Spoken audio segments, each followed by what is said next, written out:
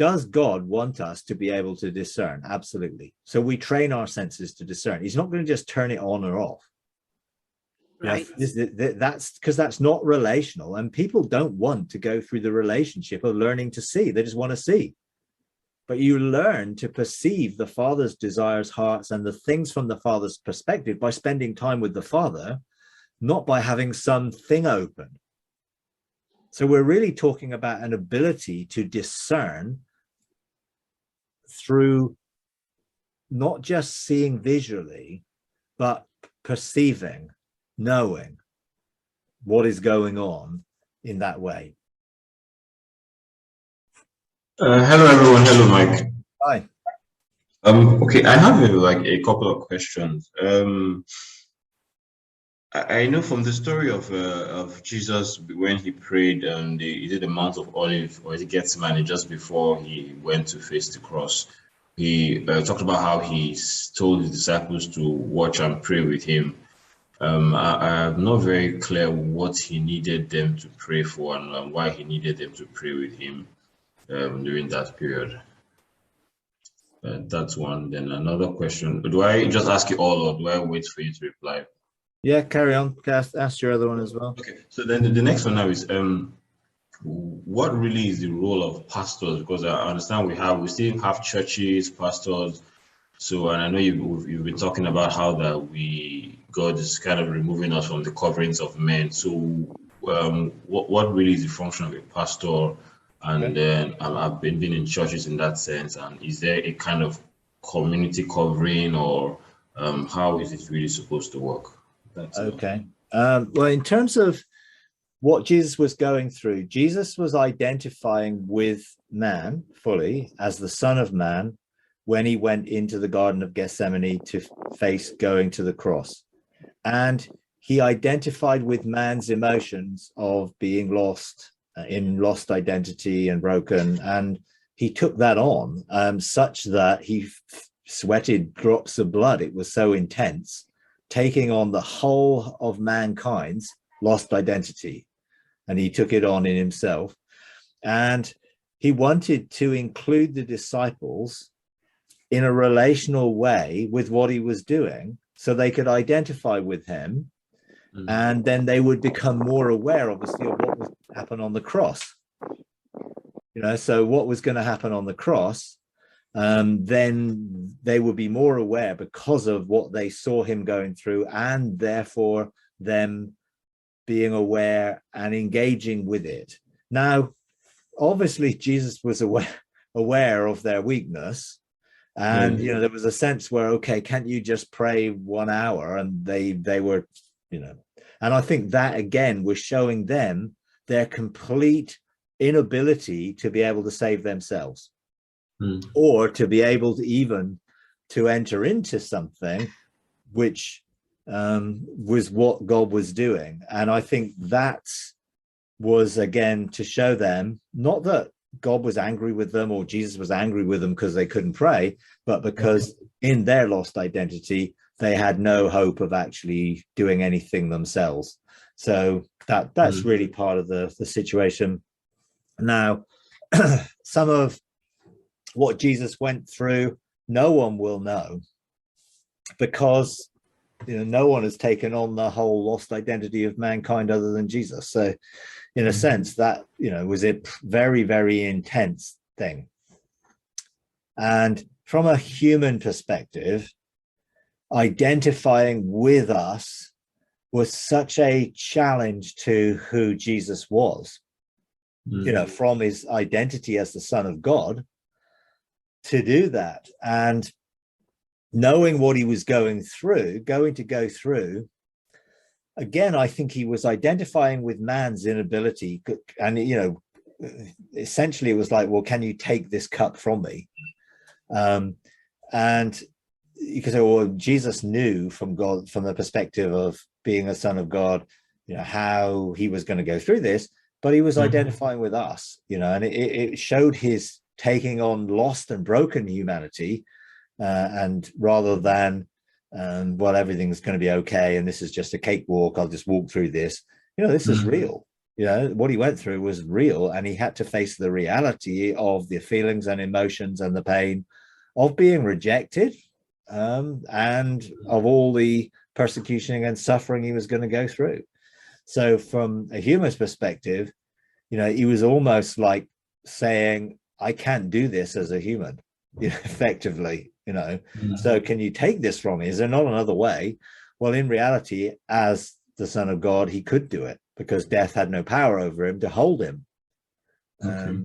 So it's quite difficult when you see those things. And I think the important thing is to look at it through the Father's desire for Jesus to come and fully identify with us, and therefore fully restore us. And that's really what Jesus was only doing, what he saw the Father doing. That's what he said. Well, to go through this, he knew what the Father was doing, and he'd come into agreement with it. But when he then took on our lost identity, that I think the weight of all of that was apparent in that.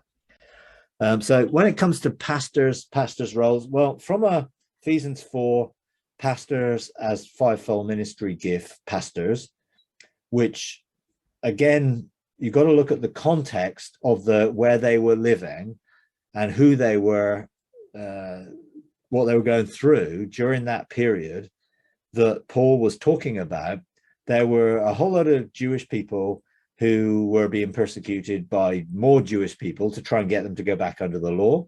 There were a lot of Gentile people who didn't really understand any of the Jewish stuff at all, but they were being persecuted both by the Romans, because they were declaring Caesar to be Lord, and they were also persecuted by the Judaizers who wanted them to go back under the law. So there's a huge context going on. And the context was of Jesus saying all these things are going to happen in this generation before I come, and the end of the old covenant is going to fully take place, and this period is birthing the new covenant into fullness. So all that's the background.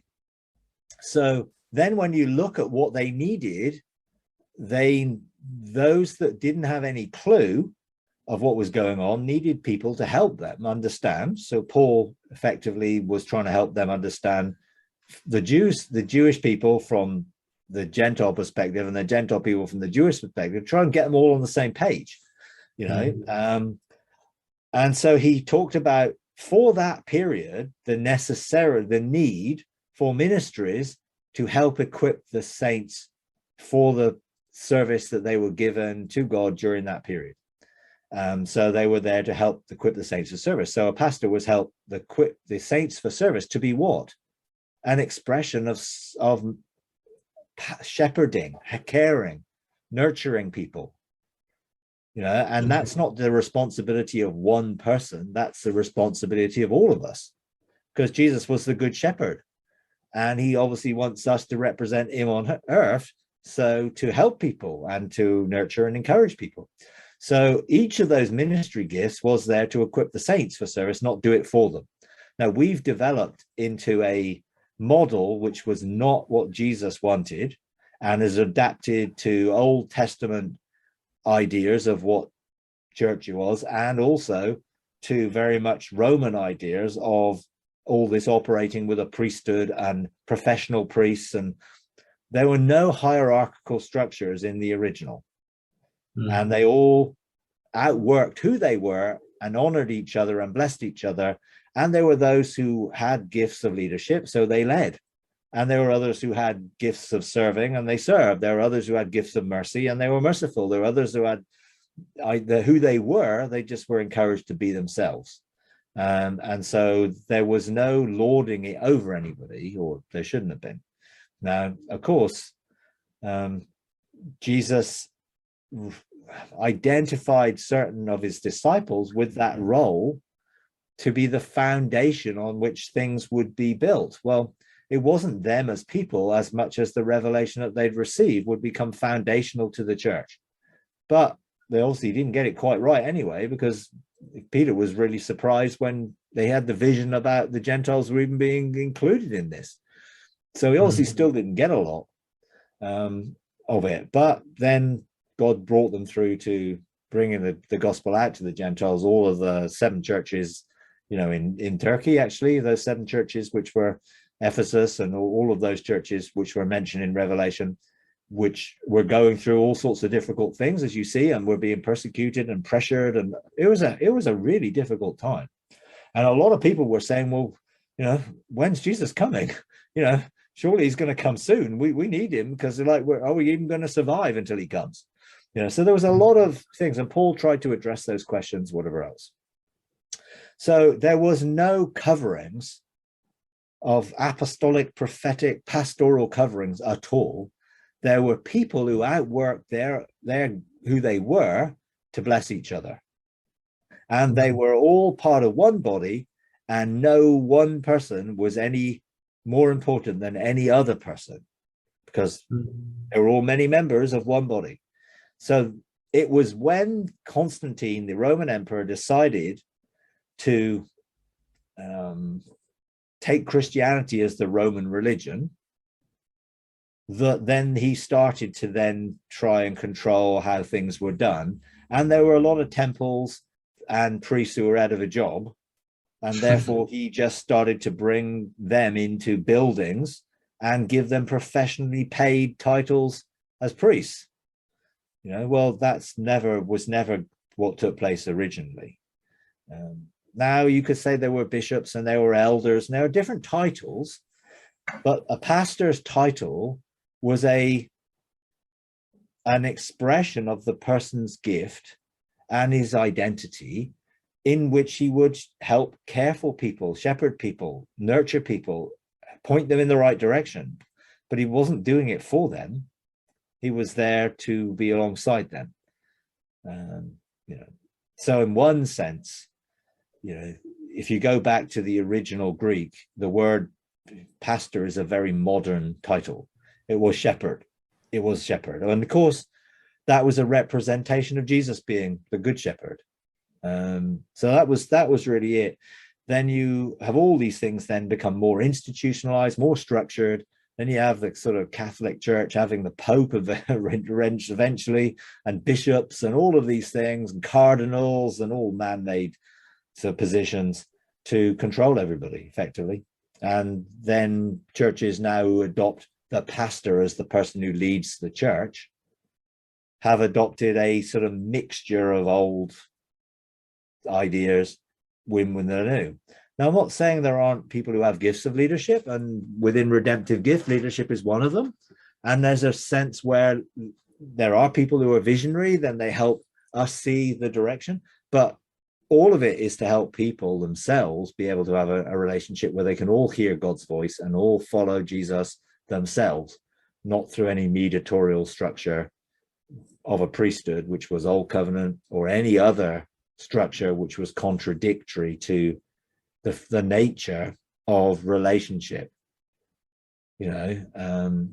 So Jesus said, if you honor someone in their name, then you'll receive their reward. So if we honor each other, then we'll be blessed by each other. And that is what covenant's all about. We're all in Christ. We're all in Jesus. We're all included in him. Therefore, we're all one family, and we shouldn't be trying to control people. But that is the modern way. And it was the sort of the religious way, because it's become religious institutional practice to have a vicar or a priest or a pastor or a prophet or apostle, depending on what stream you come from, as being the top of the pyramid. But in reality, it's an inverted reflection of God's kingdom in heaven, which has people as the foundations and which other people can build upon. Now, Jesus is the foundation in our lives, but it does talk about in Ephesians 2 about apostles and prophets being the foundation of the church. Now, that is not a covering to the church. It's a foundation. It is what you put in the dirt that people have something to build upon. And it's the vision that God gives somebody that means the blueprint for that group of people that then they embrace together. But often it does come through somebody, and their foundational, you could say, vision that helps the church stay in the shape that God intended it to be. And that's really how it should be. We're very relational, everyone respecting each other, honoring each other, receiving each other's gifts, all one part of one body, all functioning together. And Jesus is the head, not a person. And it very clearly says that. And the government of God is on shoulders, and we are the body. He's the head, we're the body. People aren't the head. That's where the problem lies. People have adopted a system which is not what Jesus intended, or Paul intended either. Now, there were elders, there were people who they respected for wisdom and understanding, who may have more, a newborn believer, sort of a new person who, they don't know everything, so they do need people to help them. But what they should be doing is helping them hear God, so that God can lead them, not other people lead them. So their leaders are responsible to provide an environment where people can hear God, and as people can flourish and thrive and grow and mature in their identity and outwork who they are. That is what it is. It's providing an environment, not controlling people. Now, it's become a leadership is leading people, and that is, not how God intended it to be. And you've got to say a lot of the New Testament context was in that generation. Spiritual gifts were in that generation. When you mature, you don't need spiritual gifts. You mature to have abilities of the Spirit, your spirit. Now we're still operating in immaturity by focusing on spiritual gifts, which actually were designed to end when the Old Covenant ended, along with the other foundational teachings that they had in the Old Covenant, which was repentance from dead works, faith in God, baptisms, laying on hands, eternal judgment, and resurrection of the dead. All those are Old Covenant. We've laid them again in the new and made a huge mess. And God is bringing revelation to bring us back to the simplicity of relationship and inclusion, rather than all these doctrines and beliefs that have just divided us. People are more interested in agreement over beliefs than in relationship, in love. That is where all the division and denominational come from. We have these beliefs, and when we have these beliefs and we believe these things together, then we have this identity as a Baptist or a Pentecostal or a charismatic or a Reformed or Catholic or whatever, when actually we're just believers, we're just followers of Jesus. And if we go back to that simplicity, people will find it so much easier to recognize what Jesus said is by your love for one another that the world will know you're my disciples. And he also talked about being one as he's one with the Father, in intimacy, union, relationship. So, yeah. Okay, how about I hear people say things like, okay, there's an anointing on this particular church, there's a grace on this particular community of believers. So does that? Well, that should reflect the gifts of the people who are part of that community, and the blueprint or mandate that God gives that community for outworking their destiny together. And different churches have different things that they're called to do according to what God has given them. So I've no issue with there being totally different expressions of what we call church. Better ecclesia has a better connotation to what it is, because you don't get all the sort of Western mindset of what church is with it. And of course, every church is made up of different people, so every church should be different, but we franchised it. Every denomination pretty much has the same flavor and does the same things, has the same sort of liturgy, whereas every church should be free to express who those people are in outworking God's destiny for them. And therefore every church should be potentially different in what they do, how they do it. And we've just sort of franchised that virtually every church does basically the same things every time they meet. Yeah, yes. They might sing, in some way, and that could be a cappella, that could be with an organ, that could be with a full-blown rock band. They have some sort of message. There's usually could be some sort of ministry or testimony, or it could be, there's definitely an offering message usually in there, and an offering time. And all that has really been developed in a almost like franchising McDonald's or Burger King or KFC or any other type of franchise, that everything's consistent. You're supposed to go to every McDonald's and get the same quality burger. That's the whole nature of a franchise. Yeah. Well, the church is not a franchise. It's people. It's people outworking their destiny in accordance to who they are And so many people go into a church and into a denominational church, and they're squeezed into the mold. You have to believe this and you have to act this way. Now, actually, it's the people who should shape church, not church shaping people. It's just been completely turned around the wrong way. So how about Jesus' comment where he says, watch and pray lest you fall into temptation? That's the same, going back to the story of his prayer before the crucifixion. Well, because he knew what was coming. And he knew what was coming was persecution. And he knew he was going to go to the cross and they'd all be scattered. Okay. So he was telling them, be careful that you do not end up staying in Jerusalem, but heed my words and make sure you keep communicating. Because remember, Jesus was teaching them how to communicate with the Father. Now, the part of the problem is we read in Matthew, Mark, and Luke, thinking that Jesus is speaking to us today, and he isn't. John's gospel is the message for us today and for the early church. The other gospels were to Jewish people who he was trying to get to leave behind the old covenant and come out of religion and follow him. And they refused primarily, although quite a lot of them did follow him eventually, but a lot of them didn't. And, up to 2 million of them were, still in Jerusalem when the gates were shut and the besiegement took place and all the Christians left. So Jesus was trying to get them and he was warning them, woe unto you. There's 7 woes in Matthew, is it 21, 23, through there somewhere, were all about, look, if you keep following your own path, you're going to end up in Gehenna and you're going to end up with terrible woes and destruction. And after they rejected him, he still said, he was like, a hen who wanted to gather her chicks. He still wanted them to follow him, but they refused and they carried on following their dead religion. Into being thrown in Gehenna and crucified, burnt with fire in Gehenna, which happened to several 100,000 of them, apparently. So yeah, that's the context. Don't read into Matthew, Mark, Luke, and think Jesus is primarily speaking to you today. You can learn from some of the things he said, but be careful because they were still operating under the law, and Jesus said he came to fulfill the law.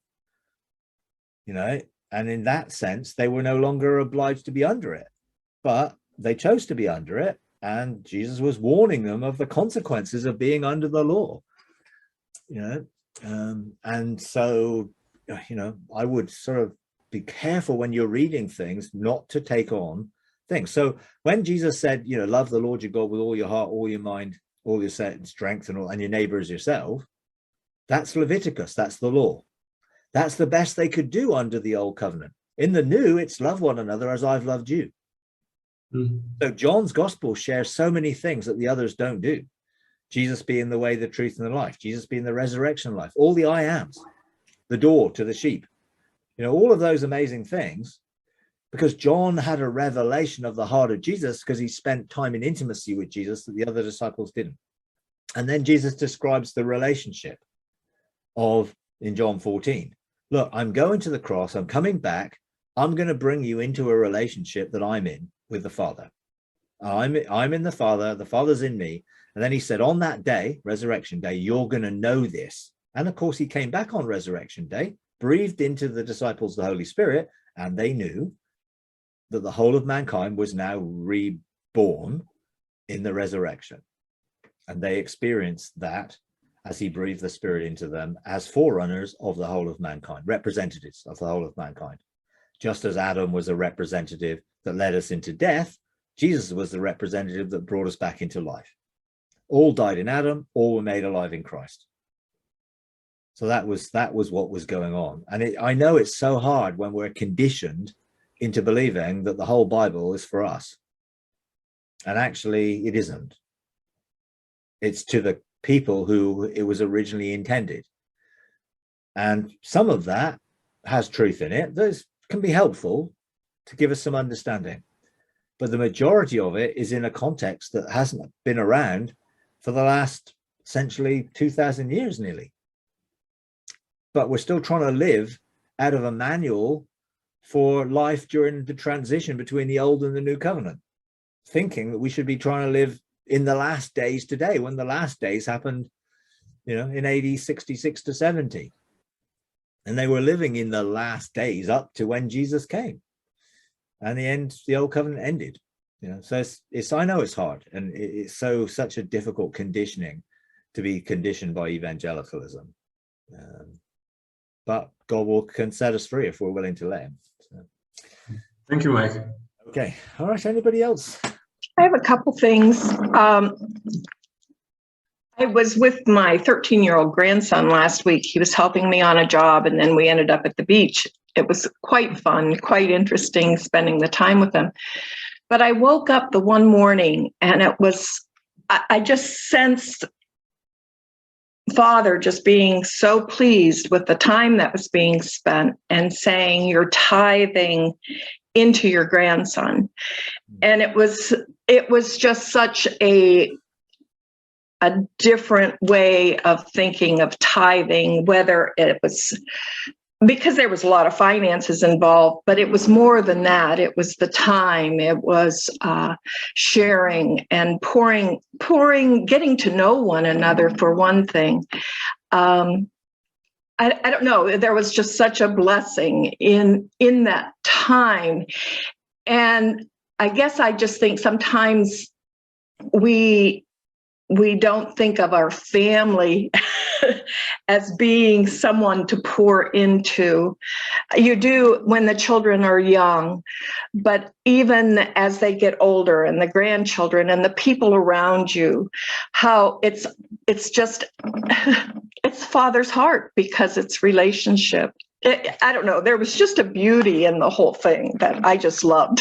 Yeah, and in a sense, obviously, the technical term for tithe, as a tithe, was an Old Testament term for the priesthood or whatever. Mm-hmm. But using it in the sense of investing into the next generation or the next generation and blessing them and spending that time investing into them, it can be seen as a positive thing. And obviously, sometimes God used terms just to get over something. He wasn't talking to the technical aspect of it, but the principle of giving into someone else to bless them, because literally that's what the tithe was. The priest didn't have anything of their own, so they were given the tithe for the rest of Israel to help them live. Now, in a sense, you could say that what you have in spiritual terms, you can invest into someone else who doesn't have it. So that terminology could be seen in that way, as a form of blessing someone who doesn't have that themselves yet. And of course, hopefully they'd pay it forward, that which they've received from you, then they'll bless other people with as well. Because that's the whole, in a sense, paying it forward. Well, freely we've received, freely give, Mm-hmm. Yeah, it is great to spend time, with family in that way, to be able to bless them, Yeah, Tish.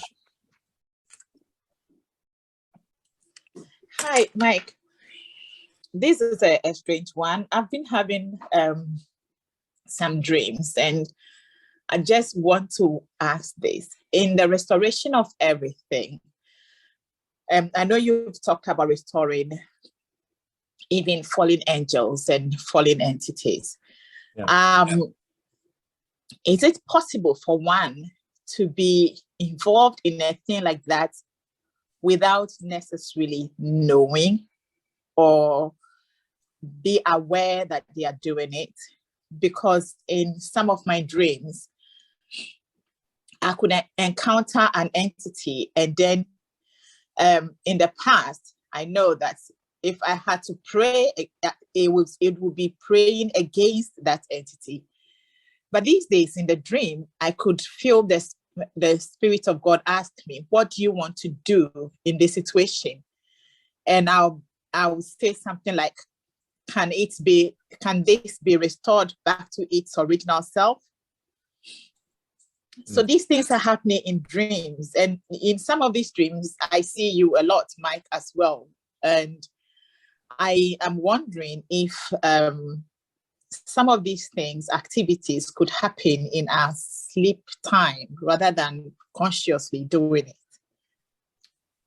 Yes, definitely. Okay. So, because quite often we might not be at a conscious level to be able to do that yet because of some of the confusion in our minds or the difficulties over some of that. And we might not have the experience yet cognitively of doing it. So absolutely, we can be doing lots of things at night as our spirit is free from the limitations sometimes that our soul puts on it. And every night when I go to sleep, I make my spirit available to whatever God wants me to do or not do, you know, and sometimes I wake up with memory and sometimes I don't. And that's okay. When you need to do it cognitively, what your spirit has learned to do, you'll be aware. Suddenly you'll find you're instinctively doing things or ministering in a particular way that, you know, where did that come from? Well, it's come from the fact that you've already done it in the spirit. So I would expect our spirit to be doing way more than our soul is capable of doing. Ultimately, when we become non-linear and multi-dimensional, sort of choosing reality in that way, then we're not limited by time or space or any of those concepts, which often the mind limits us because it's sort of bound up in our memory of the past rather than what is possible for the future. You know, that's why Jesus said nothing's impossible with God. You know, and he was trying to expand their belief. And he said, you know, you're going to do all the things I do and even greater things. I mean, that must have been such a challenging statement for Jesus to make to his disciples, because they were like, we're going to do everything you did. I mean, that would have been a challenge, you know. And I think for us, sometimes our soul thinks less of who we are than we actually are. And we're stuck in still lost identity and therefore limited to what we feel able to do, but our spirit is unlimited and free. Therefore, you can do a lot in the spirit realm. And, you know, it's probably why you're seeing me involved in some of these things, because I am involved in some of these things all the time, you know, just because that's the way I live. You know, no, I don't need to be aware of it all the time, you know, because I've got to that point of rest because I'm content. You know, I don't need to know. If I do need to know, then I'll know. If I don't, I don't. And that's fine, you know, because it's not really impacting on who I am. It's an expression of who I am. Wow. That makes a lot of sense, because even this morning I was trying so hard to remember, because I know you were there and I knew it had to be with something that had to be restored. And I woke up and I couldn't remember the whole thing, but it's just a knowing that something happened. But and it's almost quite frequent these days. And 2 days ago, I actually saw the entities that had fallen, and they were very sad when we discovered who they really were. So we asked them if they would want to be who they really originally are made to be. And they said yes. So we asked for the Lord to transform them. So I remember some vaguely, some quite clear, and some are quite epic dreams. Yeah. But some I don't remember at all. But I just have a knowing that, something strange and a lot of drama went on in my dream, but I don't remember at all. Yeah. And I think sometimes the conscious mind puts a restriction on us that the subconscious mind doesn't. And then dreams are the way in which you catch the memory of what's happened.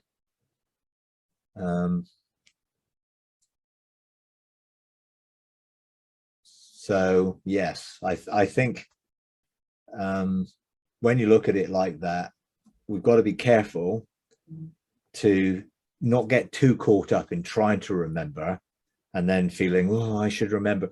You'll find you remember what you need to, and that's okay. And the main thing is what you're doing. And, you know, I'm involved in engaging with fallen angels a lot in that realm spiritually, but I don't do a lot of it cognitively unless I usually come across it in group settings. Then when we're doing something in a group setting and we come across something, we engage it together. when I'm doing it on my own, most of it's actually done in the spirit without me needing to be consciously aware of it all the time, you know. So relax, enjoy, you know, and don't try and overanalyze it.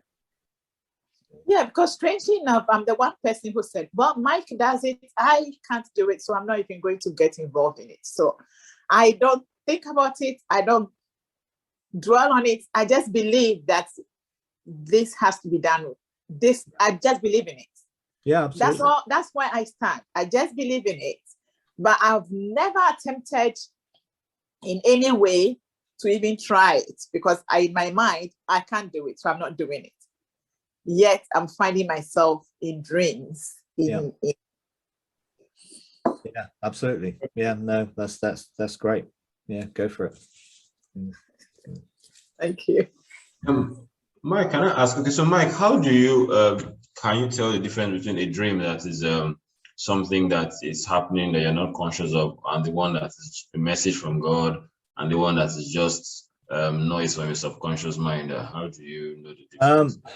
I mean, God doesn't speak to me in dreams, so it's not something I have an awful lot of thing for. I used to interpret dreams years ago, because I find it quite easy to interpret symbolism and different things like that. But to be honest, if it's a memory of something that happened, then that is not God communicating through the dream. It's just your subconscious mind picking up on what happened in the spirit and having a connection to it. If God does speak to some people in dreams, often they're quite cryptic and need quite a lot of interpretation. And sometimes it is purely just your soul's expressing whatever's going on subconsciously in a dream. And sometimes dreams are just that. Whenever I would say, when you have a dream, and you wake up, it's usually in that point of waking up that you've got an opportunity of sort of connecting to the dream. And sometimes that will it'll just open up and you'll have more memory of it, particularly if it's a dream that God is trying to communicate something to you. Ultimately, I would rather he communicated to me directly, but for some people, things going on in their lives sometimes make it harder for him to communicate and get through. So sometimes a dream would be because your conscious mind is not in the way at that point. And you're more open to him being able to communicate, but it's not I don't think it's the best way of communicating. And, you know, for me, it's never really the way God has communicated. Probably maybe a couple of times in my life, but not really any more than that. But I definitely have connection to the things that have happened during the night at times. And then when I wake up, sometimes I feel the need to just engage for a little while to reconnect to it, and others I don't. I just don't. I wake up and I get up and get on with my day, you know, or do whatever I'm going to do. Usually I sort of spend some time with God immediately before I get up, after I've woken up, just to, you know, say hi in the morning. But, you know, again, it's easier if we can develop the relationship with God, that he speaks to us, you know, in a conscious way. Then it's much clearer to us. So, yeah. Thank you, Mike. Okay. Like, is part of the deconstruction, I'm just finding my reaction to things, there's such a change, like with all the political stuff that's going on, I'm feeling like not involved in things. And I was used to being, so I actually stepped back because of the anger that I could sense was rising up in me. And it's like I'm not recognizing some of my responses, almost, that are such a change. And I'm always very aware of, okay, what's Father saying about it, you know, going to him. But there's like this emotional piece that's changing in this journey, in this walk. Yeah, because I think you're feeling the Father's heart and not being drawn into all of the things that are going around you, which actually can create fear and doubt and unbelief and all the negatives of all the people, you know, all the stuff that the prophets of doom go on about, and the political commentators go on about, and then war and fears and all of that stuff. If you're spending time in intimacy with the Father and you're really knowing the Father's love, it's less likely that you're affected by those things or emotionally invested in the way you were, because you're not looking for political answers anymore. So you're not invested in a political system like you might have been before. And a lot of people are still invested in a political system because they think that's where the answers are going to come, particularly if you're on the right wing, that you think it's going to be God sending somebody to give you the answers or to sort the problem out. You know, and actually the reality is, you know, the left, right wing, the political system is not God's idea in the first place. So let's not put our trust and faith in that or in people to solve the problems of the world. It's like the kingdom is the only solution, and that is one person at a time finding the truth of who they are and then becoming part of the solution rather than being part of the problem. You know, so I think it should affect our emotions. We should be much calmer. We should be less anxious or having those negative things when we're looking around in the world. Hey, we're looking for opportunities to bring the government of God into this. You know, not trying to think, oh, where, you know, where are we going to vote this and vote that. I mean, it's very interesting when you look at over the weekend and the whole thing versus, you know, the Roe versus Wade thing in the Supreme Court. Such wildly different opinions from Christians over that issue. Those who are bought into the traditional pro-life, yeah, abortion is totally wrong. And then a lot of other Christians are now saying, oh, we're going to get a whole lot of abortions done in the back streets and the people are going to be unsafe. They're going to be a lot of, I mean, you know, such a different view of things. And they're all Christians. So where are those views coming from? You know, what's promoting those views? And some will be totally thinking, God has done this. God has reversed the Roe versus Wade thing. And now people are, you've got, you know, and then you've got others saying God's given us free will and he wants us to exercise that free will and he's not going to stop our free will. So they're seeing this as not God at all, you know, and you've got this wide, because they're looking at it from a political sense and trying to bring their Christianity into either view of that political side. And God is not partisan, and God is not actually involved in that. Now you could say, well, people have been praying for, you know, 60 years or however long it is, and now God's answered their prayers. And, you know, that has some validity for those who believe that God was involved in this. But then there were a whole load of people who were praying it wouldn't happen in the first place, and it did happen. So God didn't answer their prayers then. So you've got to be so careful that you don't try and bring God into every part of the political arena and try and sort of bring a religious aspect to it when there isn't one. You know, and I listened to, because people that I know quite well posted stuff, yay, Roe versus Wade is overturned. And then a whole load of other people that I also know quite well started challenging that view, saying, well, I can't believe you posted that. And then gave their reasons why, and there were good logical reasons why they thought this was a wrong thing, you know. And I know the whole pro-life issue and children are our lives and all of this, I know that, and I'm very pro-life in the sense that God is pro-life, but it's not as simplistic as that. You know, there's a lot of other issues involved in that comes to a person making a decision. And just to actually overturn that without putting in place all the things needed to help a whole lot of pregnant women who now are going to have children who they can't look after and cope with and don't have the medical and financial thing to be able to go through the process, because, you know, you don't have a free system of healthcare in the US like we do in the UK. So it's very different. Now, it's easy to overturn something, but has the infrastructure been put into the nation to help deal with counseling people, having greater adoption, all the other things that's going to be needed if there are a lot of babies around? And what happens to those who were born of rape, or, you know, and that type of thing? Is such a complex issue. Are they going to put into the psychological mental health support for those who are carrying a baby through rape? I doubt it. So there's a lot more needs to be thought through about, oh yeah, let's just overturn this. Okay, our church is going to provide all the support because they've had 60 odd years to prepare to get ready for this. And I bet most of them aren't ready. So it's like such in the political arena. And as soon as you try and bring God into the political arena and try and make what happens, God doing this or God not doing this, because all of those people are all totally in the opposite opinion of this was God and this was definitely not God. So it's so hard. And then those people can easily fall out over the issue, and then you get more division. And then you start to get a lot of rhetoric passed around where people start accusing people of being this and that and all the other.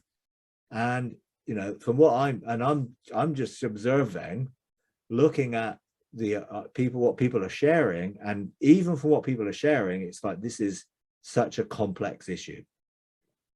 But if believers can't even have the same view, and it's not just those who are of a Democrat or Republican political view, this is just people actually having their own view and their own opinion based on things that they've thought through and reasoned through and have very valid reasons for on either side. You know, so I look at it and think, wow, this is not an easy thing. So when it comes to those reactions, let love be the thing that motivates our reaction.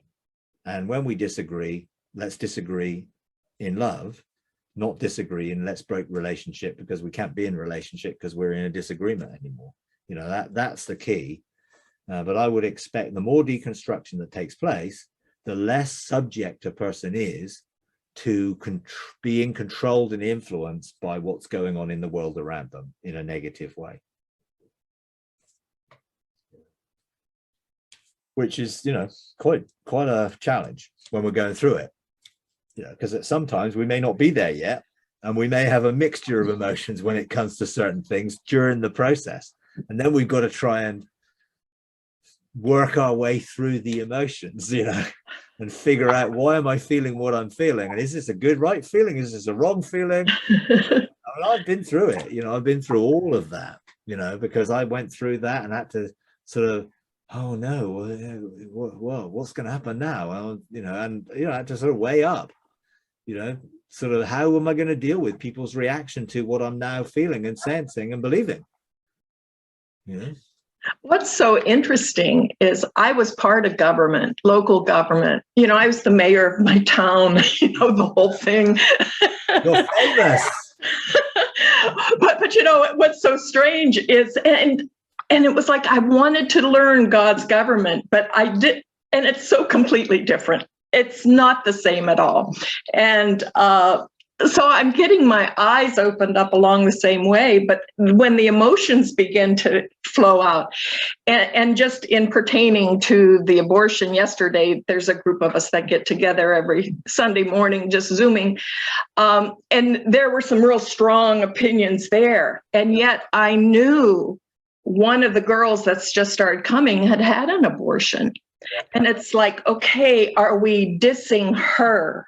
Because, and my heart was going out to her, although she would have been fine. You know, she ended up going off the call, and I'm like, oh no. So anyway. We should be looking at people, not issues. And we should not be making issues and disconnecting that issue with how people are going to react and suffer or be affected by the issues one way or another. And we've got to have compassion for people. And those that on that call who were very vociferous, no doubt, over certain things, needed to be thinking about how someone would actually feel about what they're saying. And they're not very sympathetic. When people get riled up and start ranting, they lose their sympathy of what people are feeling, having gone through things in the past, you know. And it's people that count. You know, it's more important all the time to have the thought about how is this going to impact people, rather than how am I going to win an argument over a point of contention. You know, because better to say, okay, we have different views here, than inflame something that could make someone else upset and bring things back to them that they had perhaps not wanting to think about, and we've got to be sensitive to people, and not just try and force through our views one way or another.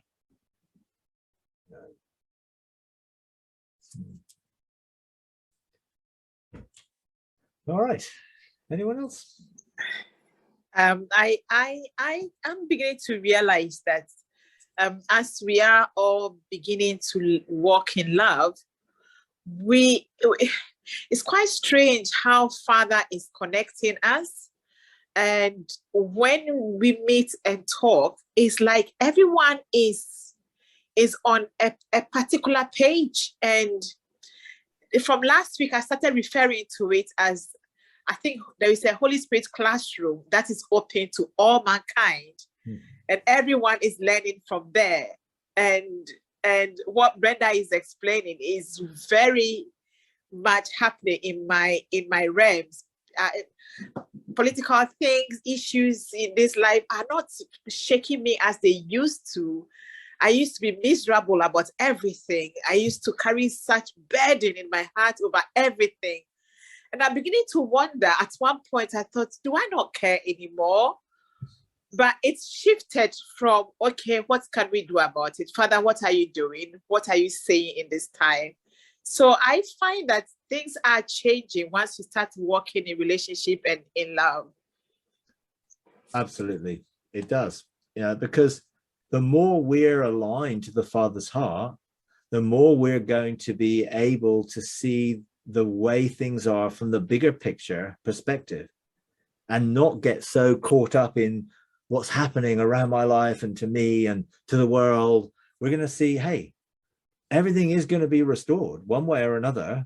So let's not get downcast or sorrowful about what things are, but let's look at what we can do in the immediate. What is the Father's heart for difficult situations with people or nations?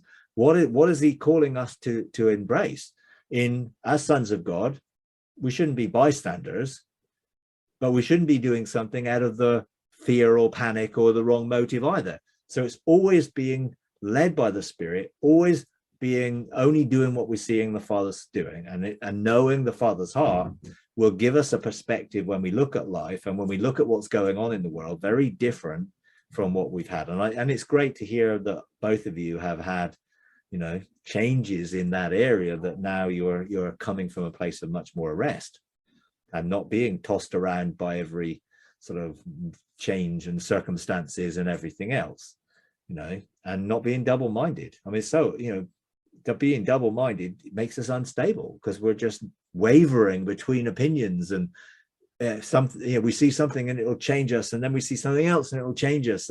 No, we need to be solid on a strong foundation in our relationship with the Father, and then our sonship will be expressed through that. And we have lots that we can be doing in all these things. We don't have to sit around passive, but let's make sure that we're outworking the Father's heart in the right motive, to see God's kingdom established on earth as it is in heaven. And let's make sure we're establishing it in heaven so that it can be outworked on earth. That's also important, that we're seeing from a heavenly perspective and not purely an earthly one. Yeah, Tish. Okay, Mike, this has to do with the third eye. Ever since we got bigger, the school of sons got bigger, this question keeps coming up. People want their third eye open, and some are very anxious. I mean, they are so wanting it. So I asked somebody, why is this so important to you? And they said, well, where we work, we need to be able to see beyond what everyone else is seeing, so we can. And I'm like, but that is not the purpose of you having your third eye open. And I honestly don't know how people understand it. And I don't know, I'm asking because I don't know how you thought about it, because when I came into your conferences, I knew people were talking about getting the third eye opening and all sorts of things, waking up at certain times. But I was more interested in developing relationship with Father and growing through through that. And even though I perceive more than see, like the way others see, I'm still enjoying growing in and whatever gifts that he has and how he uses it. But people are in a hurry for the third eye. And how important is it? And I feel limited sometimes. I feel like, oh, will you just open my third eye so I can see everything? So okay. I do understand, but it's... Yeah. Again, I don't use the term third eye. I don't use the whole pineal gland thing. I believe it can lead people into an area of deception because it's also tied with other things. And you've got to be very careful to be discerning in these things. Now, does God want us to be able to discern? Absolutely. So we train our senses to discern. He's not going to just turn it on or off. Right. That's because that's not relational. And people don't want to go through the relationship of learning to see. They just want to see. But you learn to perceive the Father's desires, hearts, and the things from the Father's perspective by spending time with the Father, not by having something open. So we're really talking about an ability to discern through not just seeing visually, but perceiving, knowing what is going on in that way. And therefore, there are things that go along with that we need to grow in as well. Maturity. We need, because some people start seeing things and they'll be totally freaked out and they'll run a mile. So, because they're not mature enough to handle what they're seeing. Or they're still not deconstructed. So what they're seeing, they're going to interpret through the filters of their soul, which isn't good either. So essentially, just all we need to do is encourage people to just keep walking with the Father, growing in maturity in their knowledge of him and their knowledge of themselves, and everything will open up. Desiring to be able to perceive and understand more is not wrong, but you've got to ask, what's the motive of that desire? Do they want to be seers and therefore known as seers? Because that's a mixture of motives. I would, in those things, I would sort of be a bit probably naughty by asking sort of, okay, well, why do you want to see so much? What's driving you to want this ability? Thinking that suddenly it's going to be switched on and they'll be able to see everything. What's behind that? And, and then I would always encourage people to look at, well, God wants to give you or enable you to be able to see everything you need to see, but you need to be mature enough to be able to handle what you see. Therefore, how deep do you know the Father's heart and love? Because those are all the questions which relate to what opens our abilities is relational connection to the Father and his heart that enables us to be able to perceive through his eyes, not just have our eye open so we can have all of this information that's coming from a spiritual realm, which a lot of people just aren't wise enough or mature enough to be able to handle. So for me, I don't use the third eye or the pineal gland thing, because I think it becomes a protocol rather than a relational process, because that will open my third eye. Well, it does talk about the eyes of our heart being enlightened. We do have abilities for our spirit to perceive. But if we're not one, spirit, soul, and body, then you get a whole disconnect between what you're seeing in the spirit and what you're receiving in the soul. So there's a whole lot of work needs to be doing to bring us into a state of oneness, so we can also be able to perceive in the right way. So personally, it's not something I use as terminology. I think it can create for some a wrong understanding of it. I would just help wanting to focus on having a relationship with the Father in which you can know his heart. And I use know his heart rather than see, hear, just to know his heart, to sense his heart. Then that is going to be the motivation for your heart, because what you see the Father doing, and again, using the word see as a perception rather than a vision, so you will know the Father's heart, you will have that perception, and that is going to be that which guides your life because you're only going to do what you see the Father doing or know the Father's heart about. That's going to keep you safe from pursuing a whole lot of stuff and getting into a whole lot of trouble, because you're going beyond the level of maturity you've got because you want to see, and like other people see. No one knows what anyone else sees. It's impossible to know what someone else sees, or even whether they're using the word correctly. Wow. I mean, perception or vision or intuition or sensing or knowing, because most people will use the word see, and you don't know what they're actually seeing, and you can never know, because I can describe to you right now in great detail something that I am engaging with in the realms of heaven, but I'm not seeing it. I'm just there. It's not a vision of me watching third person while I'm doing something in heaven. I'm just there, but it's not a vision. It's not a visionary thing, because I'm just there and I have the perception and knowledge of what I'm doing there, but I don't see it as a vision of me doing it. So we've got to be careful in the language we use to help people understand that it's not all about being a seer from a prophetic seeing perspective and having great sort of visions and Hollywood production visions. And those that do, a lot of them I found didn't have a clue of what they were seeing, because they wanted someone to interpret what they were seeing, because they weren't wise enough to interpret it themselves. So, at the end of the day, let's keep walking into maturity, and it will all open up, and the Father will unveil and equip us in every way we need to be equipped. Then we don't have to start pursuing something, perhaps with a mixture of motives. Thank you. Thank you very much. Yeah, Brenda. This is just real quick. This whole discussion is reminding me of, I hate to talk about my grandchildren, but this was so funny.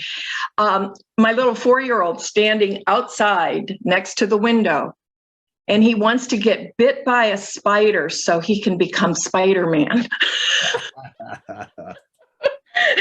And just kind of this is, trying to find an outward way of becoming something else. It just, so that was my comment.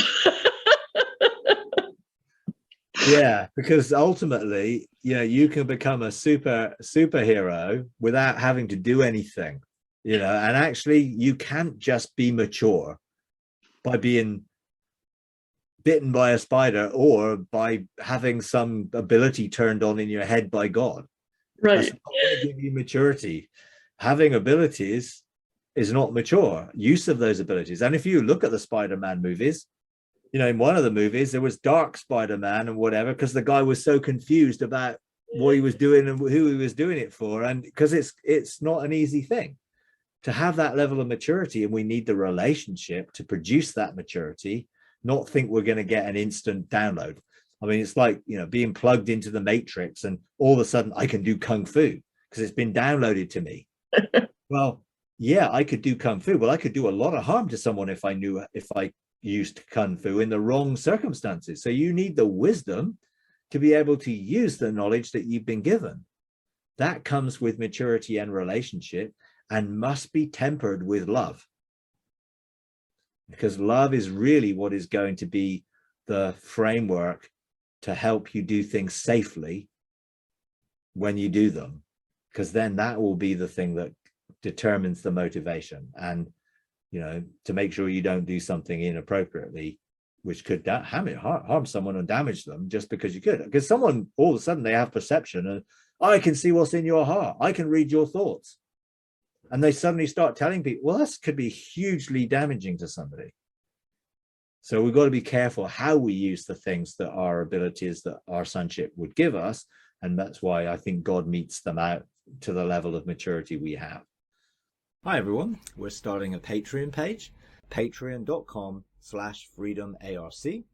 And we would like to invite you to partner with us in taking the message of God's unconditional love, limitless grace, triumphant mercy to a bigger global audience.